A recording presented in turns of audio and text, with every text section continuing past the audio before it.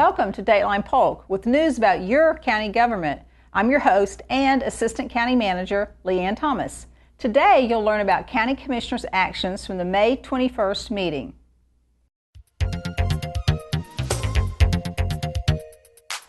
Commissioners approved a county incentive grant program agreement between the county and the Florida Department of Transportation for construction related to the Poinciana Parkway. As part of the grant program, Polk County will provide $6 million to Osceola County for improvements needed on the intersection of US 1792 and Kinney Harmon Road. Florida Department of Transportation will reimburse the county $3 million for the project. Polk County Right-of-Way Manager Wade Allen has the projected details. The item that we had today was for the board to consider purchasing a 20-acre tract in conjunction with the next phase of Ernie Caldwell Boulevard, Phase 2 and 3, which will ultimately take the roadway from US 27 on its western edge all the way over to 1792 on its eastern edge. It'll be a new corridor that basically will run parallel to a certain degree to I-4, giving our traveling citizens another corridor to use up in that northeast section of the county. The board unanimously agreed to support the Florida Department of Health's appointment of Dr. Ulyee Choe as the director of the Polk County Health Department. Well, today I was confirmed as the director of the Florida Department of Health in Polk County. I thank the commissioners for their support, and I look forward to working with the community members to make Polk County a better place to live, work, and play. Board members approved a right-of-way agreement with Raymond Cromer for the purchase of land needed for construction phases 2B and 3 of the Ernie Caldwell Boulevard project in northeast Polk County. The agreement is a one-time expense of approximately $226,000 for the 1.6-acre parcel. Polk County engages lobbyists to help make members of the Florida legislature aware of the county's legislative needs and priorities. The 2013 legislative session recently ended, and a review of the session was presented to the board. Lee Killinger with Anfield Consultants and Jim Brainerd, an independent lobbyist, join us now to explain their role as the county's legislative liaisons. Every year the legislature meets in Tallahassee, and their main role is to adopt the budget, but they also pass substantive legislation. And our job in Tallahassee is to keep track of all of that, to keep the Polk County commissioners informed about what might affect the citizens of Polk County, the Polk County budget, and to work on those bills as they direct us to. Sometimes we support things, sometimes we amend things, sometimes we have to oppose things. And so our report today was a sort of a recap of what happened and what ultimately passed in the budget and what passed as substantive bills.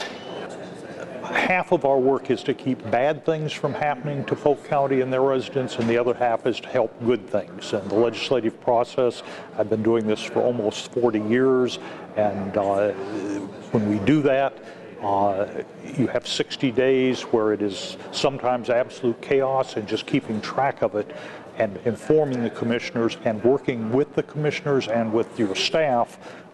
That's how we get things done in Tallahassee. You have an excellent delegation up in Tallahassee, both senators and representatives, and it's always been a pleasure to work with them. We passed a lot of our priorities that were established at the last of last year, and stopped some legislation or amended some legislation that could have been harmful to us, and we were able to make it either better or delay it. So that's what we do for you up in Tallahassee. In regular board action, commissioners approved the minutes from their board meeting held on May 7th. They also approved the consent agenda as well as disbursements from the county comptroller. The board recognized 6 employees who reached milestones in their careers this month. Congratulations to Gus Garcia in Fire Rescue for 20 years of service. We also thank Terry Atkinson in Utilities, Ruby Hawley in Social Services, Kenneth Mosley in Transportation, and Vernon Robinson in Transportation for 25 years of service.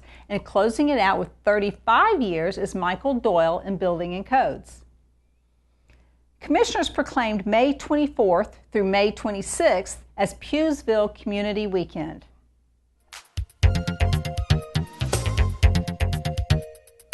During the public hearings, board members adopted a resolution to vacate unmaintained land in the Crooked Lake subdivision in South Polk County.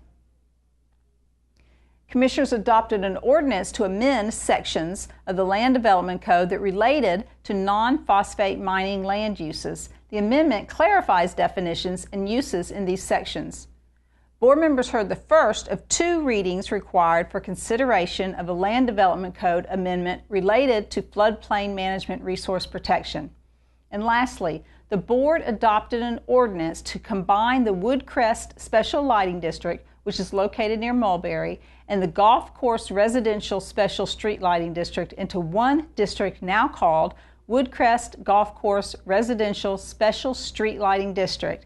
The homeowners associations for the 2 subdivisions recently merged and requested the combination. R.J. Walters, communications specialist for the Transportation Planning Organization, joins us now with an update on transportation projects in Polk County. Thanks, Leanne. As I've stated in this segment before, there have been ongoing discussions regarding the possibility that Highlands County could join the Polk Transportation Planning Organization for transportation planning purposes per a mandate from the Florida Department of Transportation. The FDOT requested that the Highlands County Board of County Commissioners make a decision regarding the memo by May 31st, but the Highlands County BOCC stated at its May 21st meeting that it would be seeking an extension to further explore the possibility of the creation of a 6-county planning organization that would include 5 neighboring rural counties. The Polk TPO continues to be open to any partnerships that are in the best interest of the county and region, and will continue to educate its board and the public on any official discussions it has with Highlands County staff and/or the FDOT. And speaking of educating, engaging, and informing the public, the Polk TPO hosted a community forum on May 14th at Polk State College in Winter Haven. The forum focused on vital transportation projects for the future based on the needs and experiences of Polk residents. More than 20 people shared their thoughts on necessary improvements to specific roadways and intersections, the public transit system, and the network of trails throughout Polk County. To watch a replay of the meeting, go to PGTV's online home at polk-county.net/PGTV. You can also send the TPO your comments on priority transportation projects to be recorded as public record by sending me an email at rjwalters@polk-county.net. TPO staff will be compiling a report on what community members would like to see included in the TPO's list of priority projects in the coming years. Now let's switch gears to roads and projects that aren't just concept, but more often than not, concrete. Before I run down the multitude of probable road closures that will continue this week and beyond, let's take a look at several of the major projects transforming Polk County. Road closures remain in downtown Lakeland as crews shift East Main Street from US 98 to Lake Bonnie Road from 4 lanes to 2 lanes with a concrete median and turn lanes. Motorists are advised to use caution in the area and should expect the 2 inside lanes to be permanently closed for construction of the concrete median. This phase of the City of Lakeland's Main Street beautification project is expected to be complete by late summer or early fall. Just north of downtown Lakeland, there continues to be intermittent lane closures at the rail crossing on North Florida Avenue. Lane closures are scheduled from 7 p.m. to 6 a.m. through this Friday, May 24th, as crews can place the final layer of asphalt, weather permitting. Another railroad reconstruction project is in the works, this one on Airport Road between Old Tampa Road and US 92. Airport Road from Old Tampa to New Tampa Highway remains closed to both vehicular and pedestrian traffic while crews rebuild the approaches to the railroad crossing. The project is expected to be completed by the end of this month. In Mulberry's, drivers should take caution as a new bridge is taking form. On SR 37, south of SR 60 over the Alafia River, traffic has been shifted slightly, and drivers should be aware of changes in the traffic patterns. Crews are widening the existing 2-lane roadway to a 4-lane roadway, separated with a median from Dean Street north to southwest 4th Street. The existing 4-lane roadway from southwest 4th Street to southeast 3rd Street will be resurfaced, and the existing 2-lane bridge over the North Fork of the Alafia River is being replaced with trim bridges to accommodate 4 12-foot travel lanes, bike lanes, and sidewalks. Without hesitation, let's jump right into the lane closures you may encounter day and night around Polk County. Construction projects are creating delays during daytime hours on the following roadways and intersections: State Road 60 from east of Peace Creek to US 27, US 27 from Highlands County line to north of US 98, US 27 from Ritchie Road to south of Berry Road, State Road 572 Airport Road at Gay Road, State Road 60 at Bailey's Road, State Road 37 at Hillsborough Street, SR 37 at CR 630, State Road 33 from Jenkins Nissan Car Dealership to north of Decent Point Boulevard at the Cumbie Road intersection, State Road 33 south of I-4 at Bridgewater Center Lane, State Road 33 north of Glenwood Drive, and State Road 17 Scenic Highway in Frostproof between F Street and I Street.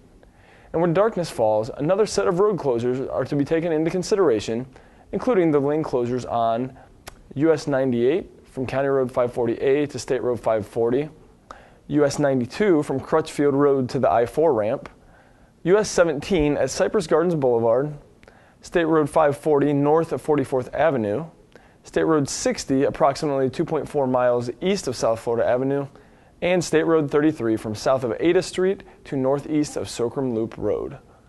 For emergency road closures or notices of construction, make sure to like the Polk TPO on Facebook. With information and updates on the plan that moves Polk, I'm RJ Walters.